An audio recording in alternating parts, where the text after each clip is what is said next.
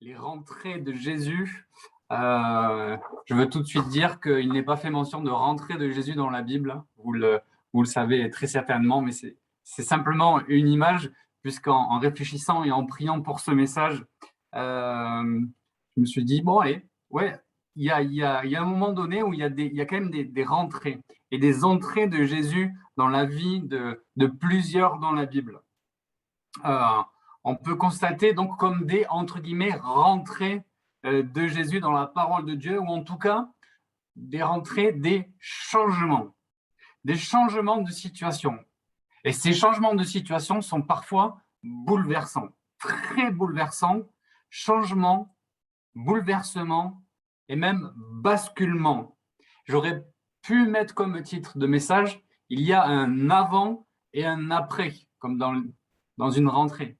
Il y a un avant et un après quand Jésus rentre dans une vie. Et quand Jésus rentre dans une vie, ça change tout. Avant l'arrivée de Jésus, on peut souvent noter que les gens sont sans espoir. On est sans espoir. Quand Jésus rentre dans une maison, tout change. Quand Jésus rentre dans une ville, tout change. Il pardonne les péchés, il guérit les malades, il libère tous ceux qui sont sous l'emprise de démons. Quand Jésus arrive, quand Jésus fait son entrée, sa rentrée, tout change. Il y a un avant et un après. Une rentrée aussi, c'est le début de nouvelles choses, comme on l'a pu le partager en début de réunion. C'est de nouvelles aventures, oui, de nouveaux copains, une nouvelle année scolaire en tout cas, de nouveaux espoirs, du nouveau, du basculement. Et avec Jésus, c'est pas du nouveau pour être du nouveau, c'est du nouveau et des basculements de vie radicaux qui changent du tout au tout, du pécheur au sauvé, du malade au guéri, de l'impur au pur, de ce qui n'est pas saint à la sainteté et qui ressemble à Dieu en tout cas. Alors, 3 points rapidement. Le premier point de ce soir, ça sera très simple et très basique. C'est vraiment pour... c'est du petit lait pour tous ceux qui connaissent bien la parole de Dieu, mais pour tous ceux qui sont nouveaux, peut-être que ça vous parlera. 3 miracles liés à des changements de situation dans la vie de Jésus. 3 miracles par rapport à sa vie, son entrée dans le monde, dans son ministère et sa résurrection. Et ensuite, on verra la rentrée de Jésus dans la vie des disciples, des premiers disciples, très courtement aussi. Et puis l'entrée de Jésus, enfin, chez 3 personnages de la Bible, ça a changé du tout au tout. Il y a un avant et un après. Un avant et un après. Donc 3 miracles, c'est mon premier point, mon premier grand point. 3 miracles dans la vie de Jésus. D'abord, ça a rentré dans le monde. Un miracle, forcément. En plus, tous les vendredis derniers que nous avons fait, les 2 ou 3 derniers vendredis, on en a parlé de Marie, même si ce que je vais dire n'est pas directement lié. Jésus est venu au monde de façon miraculeuse. Pour ceux qui ne le savaient peut-être pas encore, ça avait été prophétisé déjà dans la Bible. Et dans Matthieu, on peut lire que la Vierge Marie sera enceinte et elle enfantera un fils. Il y a un avant et un après, parce que ceci est un miracle. C'est la première fois que c'est arrivé. Ça n'est plus jamais arrivé d'ailleurs, en tout cas dans la Bible. Dieu s'est fait chair, il s'est incarné dans un homme, il a accepté de se dépouiller de sa gloire pour revêtir un corps de chair comme le nôtre, pour comprendre notre humanité, une humilité phénoménale puisqu'il était Dieu, il est de toute éternité, il s'est abaissé à venir dans notre condition humaine et son entrée dans le monde a été faite de façon miraculeuse. Il y a un avant et un après. Ça a basculé à ce moment-là quand Jésus est rentré dans l'humanité. Il y a un avant et un après aussi dans sa rentrée dans le ministère actif.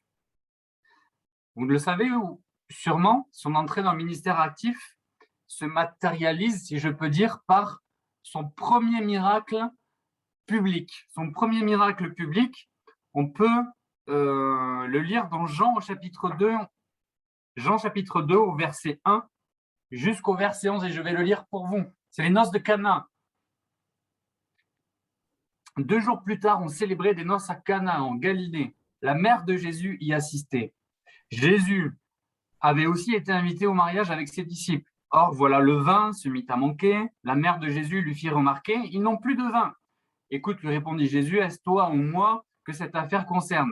Mon heure n'est pas encore venue. Sa mère dit aux serviteurs, faites tout ce qu'il vous dira. Il y avait là 6 jarres de pierre que les Juifs utilisaient pour leurs ablutions rituelles. Je vais vite, je passe. Chacune d'elles pouvait contenir entre 80 et 120 litres. Jésus dit aux serviteurs, on voit le miracle, remplissez d'eau ces jarres. Ils les remplirent jusqu'au bord. Maintenant, leur dit-il, prenez-en un peu et allez l'apporter à l'ordonnateur du repas. L'eau vient d'être changée en vin. L'ordonnateur du repas goûta l'eau qui avait été changée en vin. Il ne savait pas d'où venait ce vin, alors que les serviteurs le savaient, puisqu'ils avaient puisé l'eau. Aussitôt, il fit appeler le marié, lui dit en général, on sert d'abord le bon vin, et quand les gens sont ivres, on leur donne de l'ordinaire. Mais toi, tu as réservé le bon jusqu'à maintenant. C'est là le basculement, c'est là le premier des signes miraculeux que fit Jésus. Cela se passa à Cana, en Galilée. Il révéla ainsi sa gloire à ses disciples, et ses disciples crurent en lui. Basculement, comme on vient de le voir juste là, à la fin de ce passage que je viens de lire pour vous. C'est pas une impression, c'est écrit. Et ses disciples crurent en lui. Ça veut dire qu'avant, ils ne croyaient pas en lui. Il y a eu un basculement. Il y a eu un basculement au moment où Jésus est entré pleinement dans ce ministère actif. Comme nous avons pu croire en lui, ses disciples, oui, ont cru en lui. Marie, vous l'avez entendu, sa mère, a dit et a fait tout ce qu'il vous dira. Il y a un avant et un après, avant cette parole, là aussi. Faites tout ce qu'il vous dira. Jésus est passé à l'action par un miracle public, comme je le disais. Et comme il est passé à l'action, eh bien, je crois que nous aussi, en tant qu'enfants de Dieu, vous qui avez donné votre vie à Jésus, peut-être fraîchement et peut-être il n'y a pas si longtemps que ça, et même pour tous ceux qui l'ont fait depuis des années, peut-être, ça peut être un renouveau pour aujourd'hui, un encouragement. Comme Jésus est passé à l'action, à nous de passer à l'action, à nous d'agir. La question que je me suis posée et qu'on peut se poser ensemble ce soir, c'est Seigneur, ok, je veux suivre ton exemple et moi aussi, je veux passer à l'action. Comment puis-je être utile entre tes mains? Comment puis-je être utile entre tes mains, Seigneur Jésus? Et je me suis rappelé le témoignage d'un jeune qui venait de se faire baptiser fraîchement à l'église, à Montauban, dans notre église locale, et il se sentait frustré parce qu'il se sentait inutile dans les mains du Seigneur, et il me disait, mais je sers à rien, mais je me sens pas utile. J'ai envie de servir le Seigneur. Et juste avant qu'il me dise ça, il était en train de me raconter, il m'avait raconté qu'il venait d'amener une mamie, il avait appelé, il y avait un besoin, et il avait amené une mamie de l'église dans sa voiture à la réunion, au culte ou une réunion de semaine, je ne sais plus. Et de lui dire, mais attends, regarde ce que tu viens de faire là, ce que tu viens de faire, amener cette mamie à la réunion ou au culte, c'est pas servir le Seigneur, ça? C'est servir le Seigneur. Et je crois que quand on a ce cœur de serviteur, de se dire Seigneur, je veux être utile entre tes mains, eh bien, le Seigneur nous permet de passer à l'action, comme lui, il est passé à l'action. Alors que ce soit un encouragement pour vous de remettre votre vie dans les mains du Seigneur, vous qui êtes peut-être fraîchement convertis, qui allez vous faire baptiser, eh bien de dire au Seigneur, ben voilà, je suis là, comment puis-je être utile entre tes mains? Je veux prendre ton exemple et je veux passer à l'action. Un troisième moment où il y a eu un miracle dans la vie de Jésus, il y en a eu des tas, on est d'accord, c'est pour notre encouragement ce soir, sa résurrection, sa rentrée, si on peut dire encore une fois, sa rentrée auprès du Père, ou plutôt son retour auprès du Père. Un mort qui revient à la vie, quel miracle! Quel miracle! La Bible nous dit que dans Acte 26 au verset 23, que c'est même le premier ressuscité, le premier d'entre les morts. Apocalypse 2 au verset 8 nous dit celui qui était mort et qui est revenu à la vie. Là aussi, dans cette rentrée, il y a un avant et un après, un basculement. C'est simple, hein, je vous avais dit, un basculement, sa résurrection. On sait quelle efficacité a sa résurrection, c'est de nous donner en retour aussi la vie éternelle. Sa mort et sa résurrection qui nous donnent accès à Dieu le Père. Alors qu'avant, nous n'avions pas accès direct au Père, après cette mort et cette résurrection, nous avons un accès direct auprès du Père par le Saint-Esprit. Merci Seigneur. Son sacrifice à la croix qui efface tous nos péchés, alors qu'avant, il était impossible pour nous d'être purs, d'être purifiés, d'être saints. Son sang a tout effacé. Il a vaincu la mort, il a vaincu le diable et ses démons. Si ça devait être redit à quelqu'un ce soir, prenez-le, prenez cette parole. Il les a vaincus, ils sont condamnés. Il a vaincu la mort. En son nom, nous sommes délivrés de tout ce qui nous retient, de tout ce qui nous tient captifs. Amen. Pour nous et pour tous ceux qui lui appartiennent. Nous ne sommes plus des esclaves grâce à ce miracle de la résurrection. Nous sommes ses enfants, les enfants de Dieu. Amen. Voilà quelques miracles dans la vie de Jésus où il y a eu un basculement, un avant et un après. Il peut y avoir un avant et un après dans ta vie, mon frère, ma soeur, mon ami. La rentrée en grand 2, la rentrée, entre guillemets toujours, et l'entrée plutôt de Jésus dans la vie des disciples, de ses disciples. Encore une fois, ça change tout. Il y a un avant l'arrivée de Jésus auprès de ses disciples, l'appel de Jésus, et l'après. Ça change tout, encore une fois. Matthieu, on va lire Matthieu au chapitre 4, versets 18 à 22. Un jour que Jésus, qu'il marchait au bord du lac de Galilée, il vit deux frères, Simon, qu'on appelle aussi Pierre, et André, son frère, qui lançaient un filet dans le lac, car ils étaient pêcheurs. Il leur dit, « Suivez-moi, et je ferai de vous des pêcheurs d'hommes. » Ils abandonnèrent aussitôt leur filet et le suivirent. Ils abandonnèrent aussitôt leur filet et le suivirent. Poursuivant son chemin, il vit deux autres frères, pardon. Je les fais déjà disciples. Poursuivant son chemin, il vit deux autres frères, Jacques, fils de Zébédée, et Jean, son frère. Ils étaient dans leur barque avec Zébédée, leur père, et ils réparaient leur filet. Il les appela, et aussitôt, ils laissèrent leur barque, quittèrent leur père et le suivirent. Avant, on peut voir donc que ces disciples, ils ne l'étaient pas encore, ils s'affairaient, ils s'occupaient de leurs affaires, ils étaient peut-être dans des galères, j'extrapole là, je vais peut-être un peu trop loin, ils s'affairaient en tout cas, là, ce que nous dit la Bible, ils s'affairaient, ils réparaient leurs filets, ils lançaient les filets. Dans Luc, on peut voir aussi qu'ils nettoyaient les filets. Voilà, ils s'affairaient, ils étaient concentrés sur leurs affaires, comme nous, on peut l'être des fois, concentrés sur nos affaires. Et Jésus de côté, et Jésus qui est là, mais nous, on est occupés à nos propres affaires, à essayer de nettoyer tout seul nos propres vies, à essayer de nous réparer tout seul. Et alors que Jésus leur dit cette invitation suprême, suis-moi, ils abandonnent aussitôt. Pas de quartier, ils laissent les filets, ils ramènent la barque au bord du lac, ils laissent, pour les fils de Zébédée, ils laissent leur papa Zébédée et ils s'en vont avec Jésus.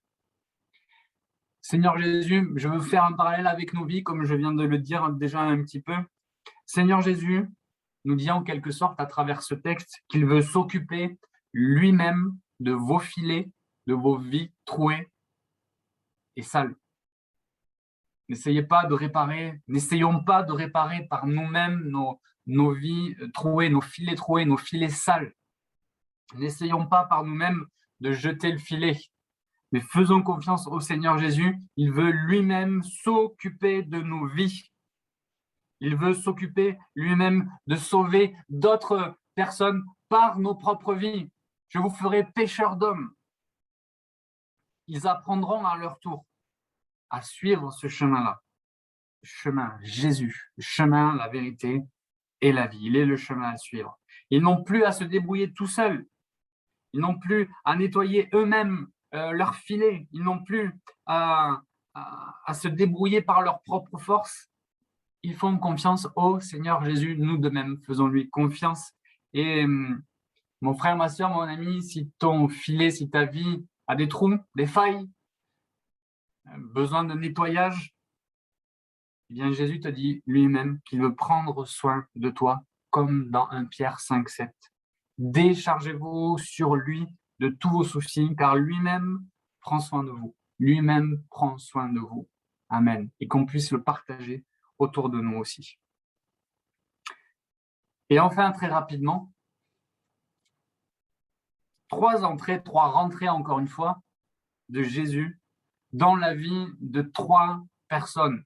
Très rapidement aussi, pour tous ceux qui sont habitués de la lecture de la Bible, ça va forcément vous parler, mais peut-être que quelqu'un ne connaît pas exactement tous ces récits de la parole de Dieu. Alors peut-être noter très rapidement les références. La Samaritaine, Jean chapitre 4, la Samaritaine, qui, on le sait, était au bord du puits, puisait de l'eau, et Jésus vient au bord du puits et vient lui parler, alors que pour un juif déjà c'était pas normal qu'un juif parle à une femme, et en plus samaritaine. Et au final, cette femme qui était en train de puiser de l'eau, eh bien je la fais courte, va puiser de l'eau auprès de Jésus. Jésus lui dit, non, c'est auprès de moi qu'il faut boire, c'est auprès de moi je suis la source de la vie, c'est moi, c'est Jésus. Il y a un avant et un après la rencontre de Jésus pour cette Samaritaine. Tant qu'il y a tellement un avant et un après que l'après, c'est devenu une évangéliste en puissance, et elle va évangéliser toute la ville. Elle va dire à la ville, venez voir un homme qui m'a dit tout ce que j'ai fait, ne serait-ce pas le point le Christ? Et les gens de la ville sortirent de la ville et vers lui. Un avant et un après, un basculement dans la vie de la Samaritaine qui a fait que plein de monde de cette ville sont venus auprès de Jésus, boire à sa source, boire à Jésus. C'est une image, bien sûr.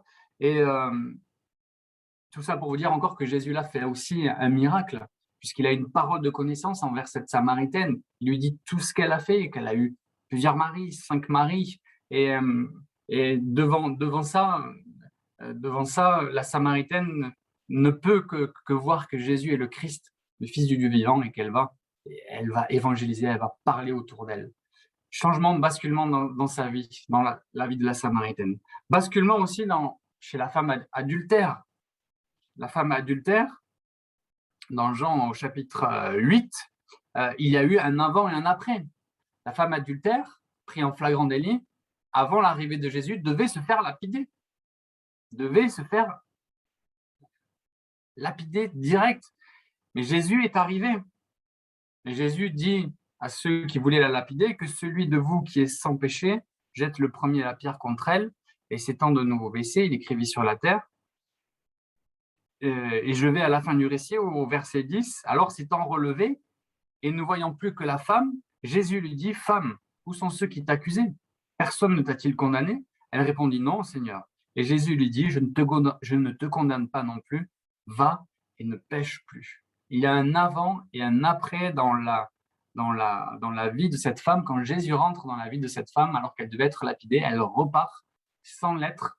Elle repart avec cette instruction, cet enseignement. Mais c'est bon.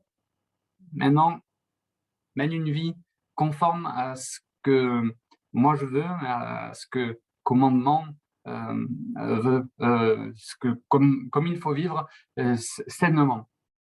Va et ne pêche plus. C'est peut-être pour quelqu'un, je ne sais pas, ce soir. Sûrement, si le Seigneur me dirige vers ce passage. Il y a un avant et un après. Va, tu connais Jésus, maintenant va et ne pêche plus. Et enfin, dans la vie de Nicodème, un des chefs des Juifs, et il y a vraiment un avant et un après Nicodème, puisque c'est à Nicodème que Jésus déclare que si un homme ne naît de nouveau, il ne peut voir le royaume de Dieu. C'est là qu'il est parlé de la nouvelle naissance. Il y a un avant et un après Nicodème, dans le sens où c'est à Nicodème que Jésus va déclarer que tous les hommes peuvent être sauvés par l'amour de Dieu, puisque c'est dans Jean 3,16, c'est dans Jean au chapitre 3 qu'on voit le récit avec Nicodème. Et Jésus va dire à Nicodème, le verset qu'on connaît quasiment tous par cœur, je pense, Jean 3,16. Dieu a tant aimé le monde qu'il a donné son Fils unique, afin que quiconque croit en lui ne meure pas, mais qu'il ait la vie éternelle. Et ce quiconque qui est introduit ici, c'est un basculement. C'est un basculement pour l'humanité. Parce qu'avant, il n'y avait que le peuple d'Israël qui pouvait être sauvé. Et à partir de ce moment-là, à partir du moment où il déclare à Nicodème ceci, eh bien, ça bascule pour l'humanité entière, en quelque sorte. Quiconque croit, c'est pour tout le monde, pour vous, pour notre entourage. Il y a un avant et un après l'arrivée de Jésus dans la vie de Nicodème. Voilà en conclusion de ce titre, les rentrées de Jésus. Ce que j'ai envie de vous dire, c'est que quand Jésus fait son entrée dans une vie, il y a basculement, changement. Et si je reprends les 3 entrées qu'on a prises au début, c'est souvent accompagné de miracles. Ces miracles sont une charnière. C'est un moment où tout change. Quand nous recevons Jésus, quand Jésus fait son entrée dans notre vie et que nous l'acceptons, tout change. Il y a un avant et un après. Ces 3 miracles, la naissance de Jésus par l'action du Saint-Esprit, sans l'intervention d'un être humain masculin, miracle. L'eau changée en vin, impossible, miracle. Sa résurrection, le premier à revenir de la mort, miracle. Et ce soir, peut-être que quelqu'un, c'est même sûr, quelqu'un d'entre vous a besoin d'un miracle. Quelqu'un a besoin d'un miracle pour lui-même. Nous avons besoin de miracles pour tous nos sujets de prière, tout ce que nous déroulons à chaque fois en début de réunion. Nous avons besoin d'un miracle de qui? De Jésus-Christ, celui qui a changé l'eau en vin, celui qui peut changer les situations, celui qui peut changer ta situation perdue. Dis au fond de toi, mais moi, ma cause, elle est perdue. Non, c'est pas possible. Si il y a un basculement avec Jésus, il y a un changement total alors qu'on accepte Jésus dans notre vie. Le miracle peut prendre place en lui, en Jésus seul. Il veut prendre soin de vous, soin de toi, mon frère, ma sœur, mon ami. Et ce soir, j'ai besoin d'un basculement. Eh bien, que ce basculement ait lieu aujourd'hui dans votre vie et dans la vie de ceux pour lesquels nous allons prier dans quelques instants. Que Jésus fasse son entrée. Que comme une rentrée scolaire, comme une rentrée dans un nouveau travail, qu'il y ait ce changement, mais ce changement pour une vie nouvelle. Et en Jésus, bien sûr. En Jésus seul. Alors, nous allons prier ensemble. Nous allons intercéder. Nous allons intercéder pour tous nos sujets de prière, pour qu'il y ait un miracle dans notre propre vie, dans la vie de tous ceux pour lesquels nous prions. Et vraiment, j'ai vraiment à cœur ça ce soir. Quelqu'un a besoin, il se dit au fond de lui, j'ai besoin d'un miracle, j'ai besoin d'un basculement, j'ai besoin que ça change maintenant et nous croyons en priant par la foi en Jésus que ce basculement, cet avant et cet après, c'est pour vous ce soir, c'est pour chacun de nous en son nom, je le crois. Je prie, merci Seigneur, nous prions ensemble, merci mon Dieu pour ce moment de partage simple. Je le crois, mais nous avons besoin de toi, besoin d'un miracle, besoin que tu fasses tout à nouveau ton entrée dans nos vies. Et comme ça a basculé lorsque tu es rentré dans le monde, comme ça a basculé quand tu as fait ce premier miracle à Cana, Seigneur Jésus, nous réclamons de toi ce miracle pour la vie, pour la situation de quelqu'un qui a besoin de toi ce soir, qui a besoin d'un changement radical dans sa vie, qui a besoin d'une guérison, qui a besoin d'une délivrance. Et toi, tu es ce miracle-là. Par ta mort à la croix, par ta résurrection, comme nous l'avons dit, nous avons cet accès à ce miracle. Merci Jésus, parce qu'en toi, nous avons tout. Tu as tout accompli à la croix pour nous. Nous ne prions pas en vain, nous le savons. Notre foi est en toi. L'objet de notre foi, c'est toi. Si ce n'était pas toi, ça ne servira à rien. Nous prions avec foi. Je te remercie, je te loue pour qui tu es, pour ce miracle que tu as fait dans notre vie. Je prie pour que si quelqu'un encore n'a pas donné sa vie complètement au Seigneur Jésus, puisse la donner ce soir complètement aussi. Merci mon Dieu. Amen. Sois béni, Seigneur Jésus. Sois béni.